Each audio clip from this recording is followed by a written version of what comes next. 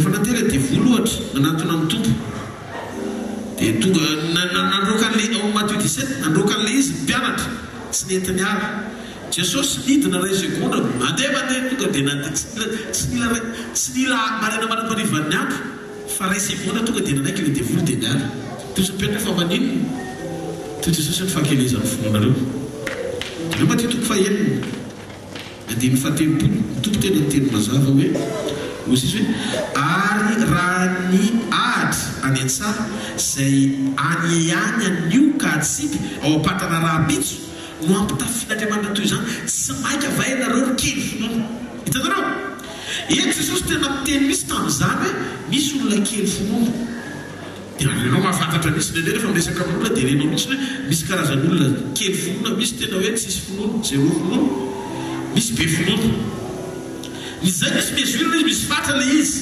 misy fatra azo andefesana anao ara-panahy amin'ny dingana ara-pinoana fotsiny ohatra zay le tena tiako lazaina amina dimension na dingana samihafa misy ny samy zanak'Andriamanitra raha mijeny tsika ny testamenta taloha zay ny testamenta taloha boky Leviticus toko fahasimby folo na dimy fahavalambin'ny folo zao ny voalaza sy voasoratra ao amin'anarana Jesosy aza mamaly rasy na manao lolo-po amin'izay iray firenena aminao fa tiavana na manao tahaka ny tenanao zany Jehovah avy eo tahorinan'io amin'izay tongo Jesosy zao ndray lazainy Jesosy rehefa miresaka tamin'ny Jiosy izy dia nampatsiary izay tokony ho atao tamin'izany fa rehefa miresaka amin'ny mpianana izy ka mampianatra momba ny fitiavana tsy mitovy ny amin'ny firesany amin'ny Jiosy ohatra le lelam-panan-karena zao avy any inona ny tokony ataoko mba hananina fa efa nataoko daholo fa raha mantsara posana efa voasoratra hoe tiavana manao tahaka ny tenanao anao fa tia zavatra ray nataoko daholo zany nety zany izy tia zavatra ray le ianao izy avarotro ny fananao reo dia avia naraka eo amin'izay tena ame malahelo izy dia tsy nety lasa miverina raha mety zety hoe raha eny zao Jesosy zao miteny zavatra ohatry zany gamba tena misy voto mifony ao anatina fivobe zany teny tsy tiako hoe mety hitanareo mila mazaky tsika miavana amin'ny teny mila mazaky tsika mamora ny ao anatytsika alala ny asabidiny zava-panahy mihoatra no zavatra rehetra zay ny teny Jesosy ho teneny dia zay nareo tsara zavatra mitranga teto rehefa miresaka tamin'ny mpianana Jesosy tsy mitovy tamin'ny fomba firesahana tamin'le Jiosy jereo mijona tonga tena ambin'ny folo mijona tonga tena ambin'ny folo ny andimy fa efatra amin'ny telopolo zao ny lazainy Jesosy didy vaovao no meoko anareo dia mba hifankatiavanareo ary aoko ho tahaka ny tiavako anareo mba hifankatiavanareo kosa miala tamin'le hoe tiavana manao tahaka ny tenanao fa nidrany amin'le hoe oka ny fitiavana ohatra ny tiavako anao tsy mahareteka on'Andriamanitra hitanareo nesoron'Andriamanitra teo amin'ny fanoaran'olombelona ny fanahafana aizana amin'ity fa nampitodina ny maso izay manaraka azy sy mino azy hoe za jereny fotry ny tiavako mifankatiavako misy level na resaka fitiavana na misy dingana voalohany eny amin'ny olona ny jerena dingana faharoa Jesosy jerena tsy mahareteka alleluia ka sahala amin'ny ahoana eto ny marifam-pandrefesana ny fitiavan'Andriamanitra miasa ao anatinao tena misy ny dingana mahasamy hafa an'ireo ary ahoana ny ahafahanao miaina miainga avy amin'ny dingana anankiray ho tonga amin'ny dingana ambonimbony kokoa mila fantatsika fa ny atao hoe fahamarinana dia tsy izay zavatra hitatsika tsy izay zavatra tsapatsika tsy izay zavatra retsika eto ambony tany fa ny fahamarinana dia izay zavatra retsika avy amin'Andriamanitra Jesosy Kristy ny fahamarinana tenin'Andriamanitra ny fahamarinana ninona tontolo rehetra ny fanohatra amin'izay zavatra tokony raitsika avy amin'ny Jesosy dia tsy fahamarinana zay fa zava-misy fatatsika tsara zany tomleso nefa nerahantsika nandritra ny roa taona lasa hoe misy ny atao hoe zava-misy fa tsy fahamarinana fa nandrainy zava-misy everin'ny olona fa fahamarinana ohatra fa zava-misy maty Lazarosy fa fahamarinana tsy tokony faty Lazarosy fa tonga Jesosy anangana azy alleluia fa ny marina zany dia tadio manafaka izy rehefa tonga eo aminao ahoana ary ny anananao an'le toe-po anekenao an'le teny rehefa sendra tsy sarotra ianao ny fahalalana ny teniny dia manokatra ny fijery mila mahazaka manokatra ny fijerinao ara-panahy mitovy tsy misy valaka tamin'izay nananan'i Jesosy zany ny modely dia mila mitovy tsy misy valaka amin'ny fomba fijorony Jesosy tao amin'ny teny ny fomba tokony hijoroanao amin'ny teny izay meny anao, satria le teny azony Jesosy no meny antsika. Taloha ny alana teto ambony tany mijaona tokony vita ambin'ny folo efa vavaka izy, dia zao nyteneny ray ao izy efa nomeko azy izy ny teny izay menao any. Dia jenareo hoe Jesosy ninona zavatra mitranga rehetrarehetra teo amin'ny fiainany, teny zao vavolombelona tamin'ny teny anankiray, dito zao izy no azoko avy amin'ny raiko. Zany hoe ninona zany mitranga eo, Jesosy efa votony teny, maminy teny, fenony teny foana izy. Azay hoe teny mitoetra ao anatinao, le teny mitoetra fa tsy teny mandalo, teny azo raisy na ara-potoana. Alleluia! Teny azo raisy na ara-potoana, manana zavatra ho raisy, manana teny raisina ao anatinao ny fanamasina. Azo ny fanamasina ampiasainy dia avadiky ny fanahy tonga hery, hitondra n'le vokatra mitovy amin'le teny vonona ao anatinao. Atsangany tana izay mandrea. Io tsara l'izy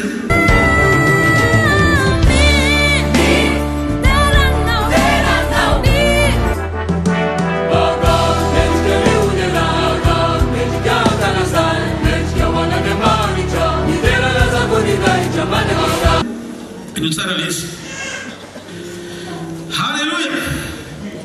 Tena zava-misy ny famarinany ten'Andriamanitra. Ohatra ho an'ilay mpanao décoration rehefa any amin'aliny tena misy an'ilay izy. Tsy toy ny taty Eliazara lehibe le lamba fotsifotsy ny lokony, dia tarafiny amina jiro violet, dia ny olona rehetra tonga eo amin'ny rally mitazana an'ilay izy ka notaninao hoe inona ny couleur hitan'ny masonao. Dia ny indray teny hoe fotsy satria zany nafantatra ny nametahana azy. Fa rehefa tarafiny le jiro izy, dia ny olona miteny hoe violet. Hitanareo? Ny reflet le jiro manova ny loko an'ilay lamba. Fa ny marina sy violet le lamba fa fotsy. Rehefa miara le jiro tonga dia hitany maizy azy kay tena marina tsy violet izy fa fotsy. Matsangany an-tana zay. Dia ndao hoe tsy kisaina amin'izay. Rehefa tarafina amin'ny tara-pahazavana amin'ny loko ny lamba, dia mamoaka karazan-doko mitovy amin'izay tanjona tiany voahana. Maro amin'ny olona izay nasaina tao anatin'ny rally tsy mahalala intsony tena lokon'le lamba marina sy momban'le lamba, ary tsy hitan'ny olona tsotra koatr'izay nametaka azy. Alleluia. Dia lasa milaza ny loko mitovy amin'ilay tara-pahazavana daholo ny olona, fa tsy izay marina na bleu io na rouge ny loko lesy na soatsara izay karazan'le lokon-jiro tarafana an'ilay lamba, dia manaraka an'izay lokon'ilay lamba. Fa zao tiako tenenina aminao, ianao mandray loatra tara-pahazavana be dia be avy any amin'izay tsy tokony andraisanao zany. Misy fampianarana tonga avy amin'izao tontolo izao fa endren'ny tany tara-pahazavana, dia manaraka ny lokony iny ianao. Misy dia tonga avy ery dia tsy haitsaitsy zany hoe tara-pahazavana ohatran'iza zany, tsy ny fahazavana sandoka. Fa zany tenenao Jesosy ny tena mazava. Alleluia. Ary izy ny tena fahamarinana. Jesosy Kristy ny tena fahazavana, ary izy ny fahazavana marina. Ka rehefa hititsika mifantatra ny marina, dia tsy izay karazan-jiro mitaratra anao dia raisinao daholo. Manome valina an'izy ianao fa ozy izy ny tena Andriamanitra. Izay nanaovan'i Jesosy ianao, izay ny tena marina momba anao. Tananao ny jaona toko voalohany dimy fasivy. Amin'ny jaona toko voalohany dimy fasivy milaza momba ny teny ny Baiboly. Ary zao lazay hoe ozy izy hoe tao izy ny tena mazava, izy ny tena mazava, izay mahazava ny olona rehetra tonga amin'izao tontolo izao, ary ny mazava marina izay mazava ny olona rehetra dia tonga amin'izao tontolo izao. Izay ny dikany. Dia zao ny zavatra tiako zaraina ao anatin'ilay izy. Raha tiantsika ho fantatra ny hoe ahoana ny marina momba ny tranga iray araka an'Andriamanitra, dia tadio tsy misy lalana ahafahanao mamantatra an'izay fahamarinana izay raha tsy eo amin'ny tenin'Andriamanitra, satria Jesosy Kristy ny lalana sy fiainana ary fahamarinana. Amen. Ozy izy Jesosy amin'ny jaona toko fahinana dia fito amby efapolo. Raha mino ahy ianareo izy izay mino ahy izy dia manana fiainana mandrakizay. Rehefa mino an'i Jesosy sika zany dia mila fantatrao an'izao fandraisana azy, manana fiainana mandrakizay zany ianao.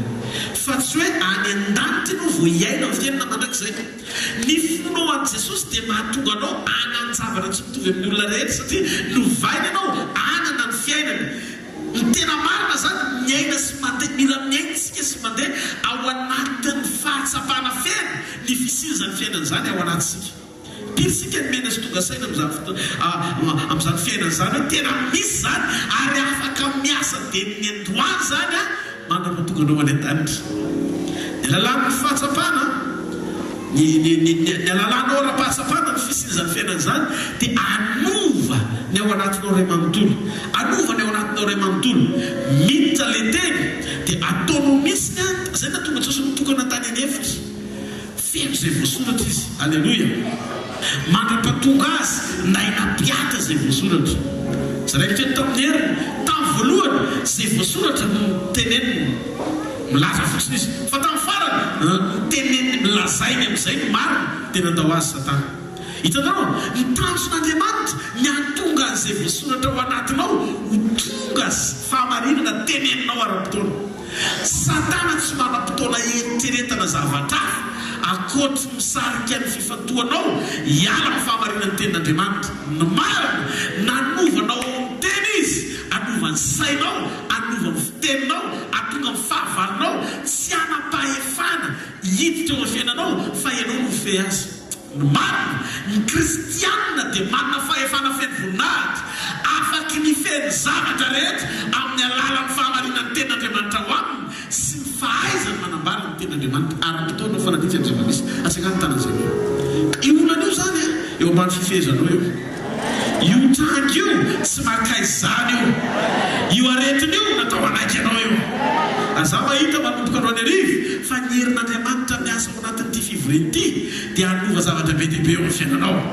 Hitako fa hisokatra ny vavadin'ny fahendrena, ny vavadin'ny sainao amin'ny alalan'ny fiasan'ny fanahan'Andriamanitra amin'ny fahendrena, anova tontolo-piainao ray manontolo, azay fahazavan'izay anovanao karazan'olona mamo hafa kely mihitsy amin'ny fanahy iaina ato ambony tany aseho tahaka an'i Jesosy. Alleluia. Ahoana fipetraka le izy? Ozy izy ny Baiboly amin'ny jaona voalohany. Raha izy ny jaona voalohany, boky ny jaona voalohany, Baiboly dia miteny jaona voalohany toko voalohany andimy fafito sy ny andimy favalo amin'ny anaran'i Jesosy.